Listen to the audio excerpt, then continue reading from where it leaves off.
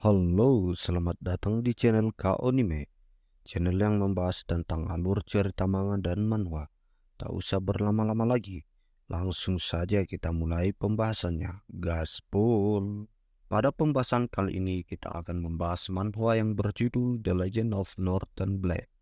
Pada manhwa kali ini kita akan membahas beberapa chapter dan Mimin udah rangkum ke dalam satu part. Tapi sebelum lanjut, Mimin ingatkan dulu kepada Mas Bro yang belum subscribe. Silahkan subscribe dulu sebagai bentuk dukungan untuk channel ini. Dan jangan lupa aktifkan loncengnya agar tidak ketinggalan video-video menarik lainnya dari Mimin. Oke, langsung saja kita ke pembahasannya. Cerita dimulai dari sebuah klan yang sangat meresahkan bernama Malam Sunyi. Mereka melakukan pembantaian dan ingin menguasai dunia. Akhirnya aliansi pusat turun tangan dengan membuat sebuah klan yang bernama Surgawi Utara. Dan salah seorang terkuat dalam sejarah memimpin klan tersebut bernama Jin Quan Ho. Dengan kekuatan Surgawi Utara, maka pergerakan Malam Sunyi bisa dihentikan. Klan Surgawi Utara memiliki 4 pilar selain pemimpinnya tadi. 4 pilar mereka juga sangat kuat. Namun setelah bertahun-tahun menekan Malam Sunyi dalam satu momen, tiba-tiba aliansi pusat surgawi membawa seluruh ahli bela diri dunia untuk menghancurkan Sekte Surgawi Utara. Dan yang lebih menyakitkan, 4 pilar Surgawi Utara berkhianat dan mendukung aliansi pusat surgawi. Di momen tersebut, pemimpin Surgawi Utara akhirnya membubarkan klan itu. Dan dia telah terpojokkan, tidak akan mungkin bisa menang lagi. Dia terluka parah, tetapi di saat terakhir, Jin Quan Ho meminta kepada aliansi pusat surgawi untuk tidak menyentuh anaknya.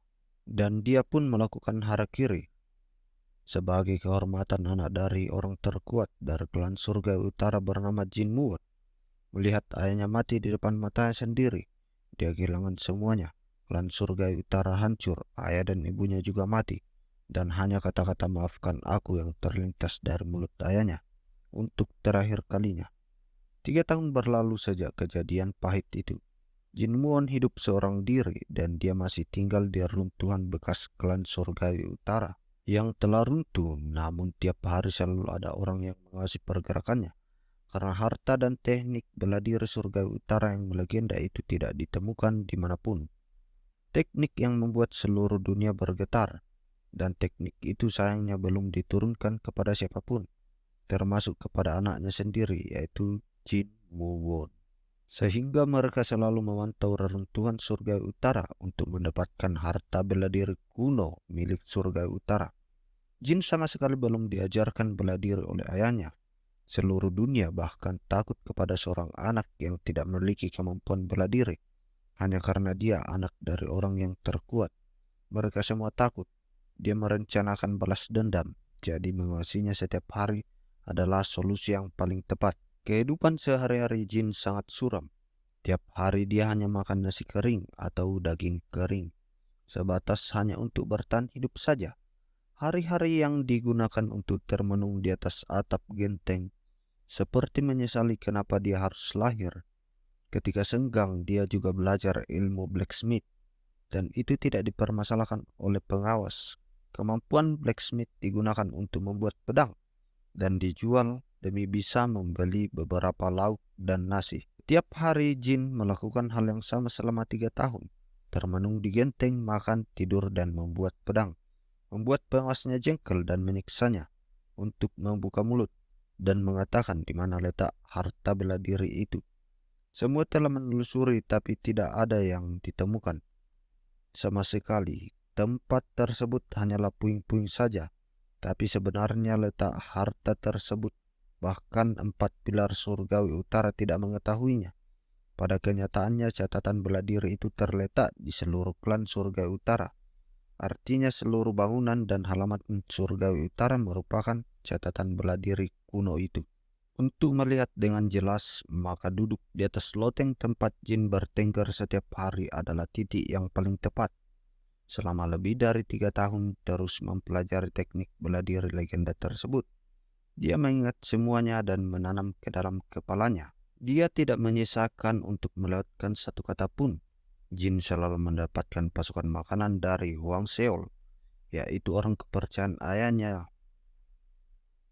Dia selalu setia kepada Jin Muon sampai dengan sekarang. Terkadang Paman Huang datang dan pergi selama berbulan-bulan. Tetapi setelah itu dia datang kembali dan membawa bekal makanan untuk Jin bertahan hidup. Saat Jin beraktivitas seperti biasanya, datang seorang wanita yang terluka di kamar Jin. Jin pun kaget melihat seorang wanita pingsan dan terluka karena racun. Dia pun tidak punya pilihan lain.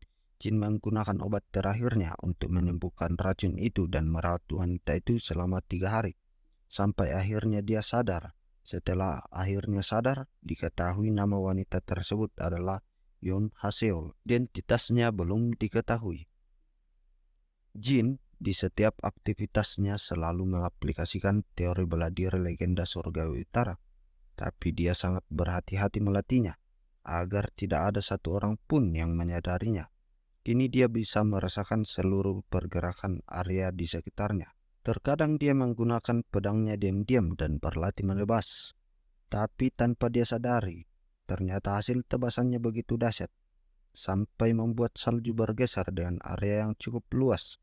Terkadang Muon makan bersama wanita itu yang diselamatkannya, tapi Jin Muon tidak menanyakan apapun kepada wanita tersebut tentang siapa dia.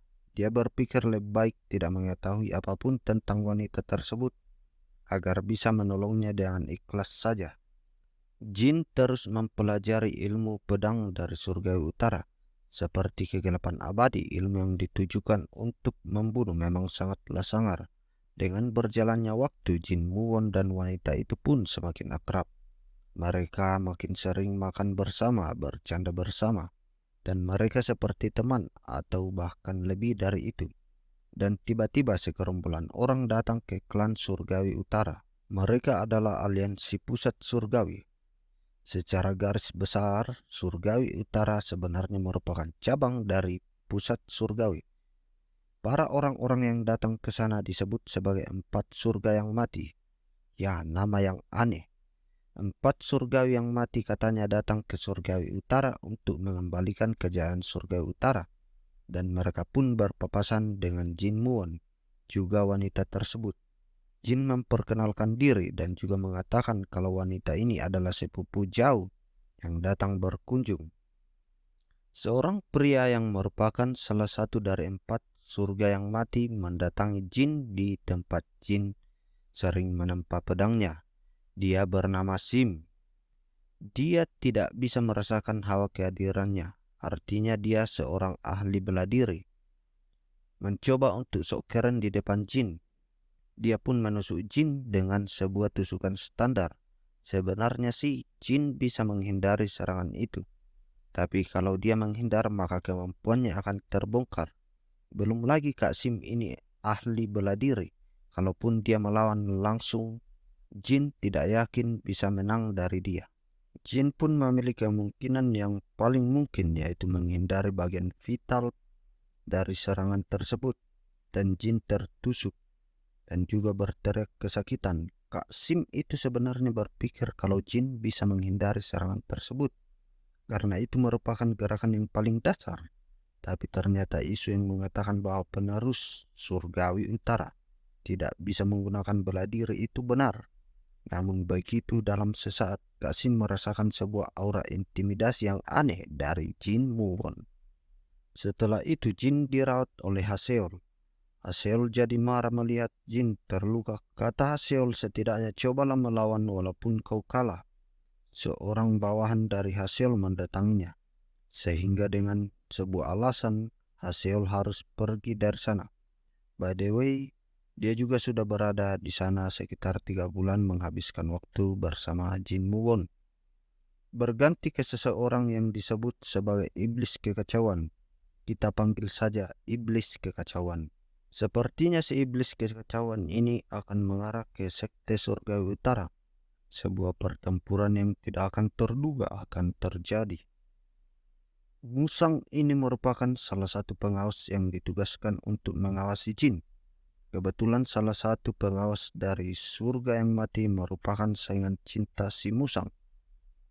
Orang itu merebut istri atau pacar dari si Musang. Musang mencoba memberikan pelajaran, tapi Musang kalah. Setelah itu dia kayak jadi orang yang depresi. Saat depresi itu ada sebuah suara yang membimbingnya. Suara yang mencoba memperbaiki meridiannya. Di saat dia melepaskan pedang, sebuah kekuatan yang besar muncul. Dia kaget. Katanya seperti suara itu membuka titik meridian miliknya. Ya, itu adalah suara milik jin. Jin bahkan bisa membuka meridian orang lain hanya dengan mendengarkan beberapa pantun. Dengan kemampuannya, jin merasakan aura orang yang kuat di pintu gerbang surgawi utara. Ternyata dia adalah kakaknya Kasim.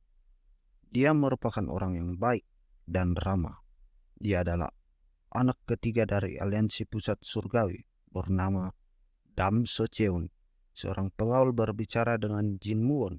Dia mengatakan bahwa surga yang mati mengundangmu dalam jamuan makan. Dam Socheon yang merupakan orang yang tahu sopan santun, dia menundukkan kepalanya kepada Jin karena telah diizinkan tinggal di surgawi utara. Untuk sementara itu, waktu jamuan telah tiba. Mereka pun makan.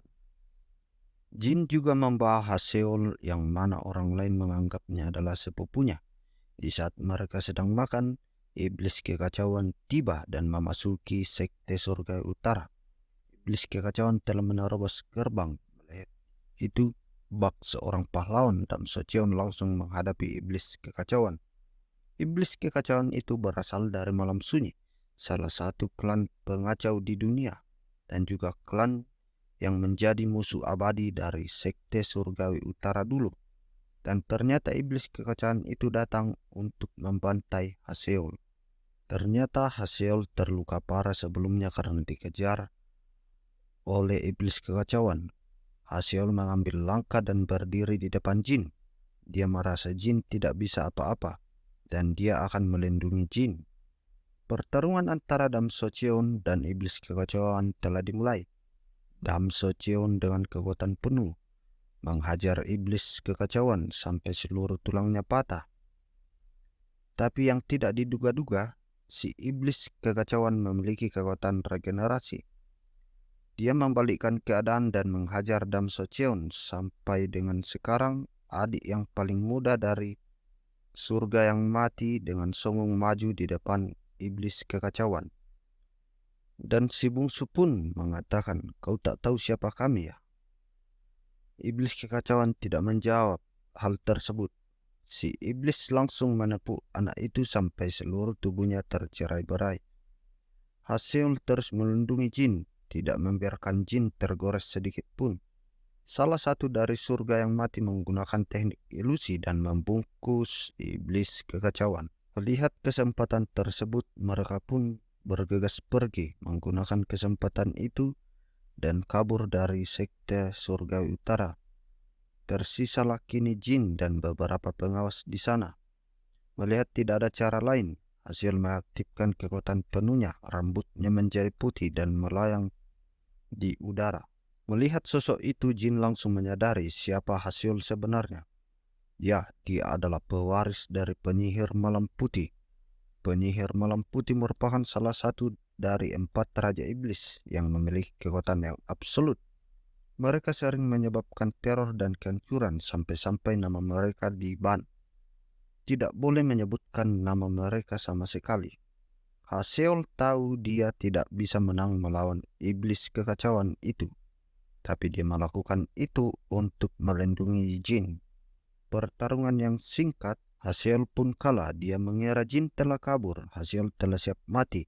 Yang penting penolongnya yaitu Jin Muon selamat. Seketika tangan dari iblis kekacauan tersebut terpotong. Ternyata sebelumnya Jin mengambil pedangnya dan dia telah kembali lagi. Jin Muon memperkenalkan dirinya. Aku, ketua sekte kelima Surgawi Utara, Jin Muon. Iblis tersebut mengatakan ada yang aneh dari dirinya. Dia tidak bisa melakukan regenerasi dari luka yang disebabkan oleh Jin Muon. Muon mulai menghindari serangan iblis tersebut secara terus-menerus, tapi dia menghindari dengan intens. Setelah itu melancarkan serangan dengan area yang besar. Jin Muon mengaktifkan skill yang bernama Gelombang Kehancuran. Dia melakukan tebasan dengan aura hitam dan melindungi Haseol. Jin mencoba menyerang iblis tersebut. Kata iblis tersebut, dia terlalu meremehkan penerus surgawi utara. Macan tanpa taring tetap sajalah macan. Ya, aku lengah. Serangan Muon membelah sebagian tubuh monster tersebut. Tapi di lain sisi, serangan iblis kehancuran pun mengenai telak Jin. Jin sudah hampir tidak bisa bergerak. Dia berada di keputusasaan. Tapi di saat itu tiba-tiba seorang wanita berambut putih datang. Ya, itu adalah neneknya Haseol. Dia datang, sang penyihir malam putih, salah satu dari 4 raja iblis. Ketika penyihir malam putih datang, yang paling ditakuti oleh penyihir malam putih itu bukanlah iblis kehancuran, tapi seorang bocah yang katanya tidak memiliki kemampuan bela diri. Namun ternyata dia selama ini menyembunyikannya. Pewaris dari orang yang paling ditakuti di seluruh dunia. Pewaris dari sekte surgawi utara. Mereka berniat membunuh Muon, tapi hasil memohon untuk tidak membunuhnya. Dia sampai berlutut dan bersujud di depan masternya. Setelah itu dia memohon Muon untuk dibiarkan hidup, dan iblis kekacauan pun dibunuh dengan cepat oleh penyihir malam putih. Setelah itu mereka pergi dan meninggalkan Jin di dalam puing-puing surgawi utara. Jin bersumpah kepada dirinya kalau aku akan bertambah kuat. Salah satu pengawas melihat itu. Dia kaget bukan main. Kalau ternyata Jin punya kemampuan yang sangat OP. Itu seketika dia sadar suara yang membimbingnya sebelumnya adalah suara Jin Muon. Jin Muon adalah orang yang membuka meridian tubuhnya. Musang mendatangi Muon. Dia berlutut dan mengatakan, "Tolong biarkan hamba menjadi pelayan Tuan. Saya bersumpah demi dewa, Anda adalah satu-satunya master saya, dan saya akan setia." Dia tahu setelah melihat semua yang terjadi. Dia tahu bahwa badai akan datang kembali. Sekte surgawi utara akan bangkit lagi. Orang yang paling ditakut-takuti oleh seluruh dunia akan muncul kembali. Aku akan menjadi pelayan setianya dan melihat akan seperti apa dunia ini nantinya. Begitulah yang terjadi. Musang pun menjadi pedang pertama dari Jin Muon. Ya, begitulah akhir cerita dari part 1 kali ini. Jin Muon yang tadinya biasa-biasa saja ternyata mempunyai skill bela diri yang amat hebat. Bagaimanakah kelanjutannya? Pantau terus channel ini untuk mendapatkan update terbaru tentang cerita Northern Blade. Dan kita akan melanjutkan di part berikutnya. Sampai jumpa lagi mas bro. Sekian dari saya, Kao Nime.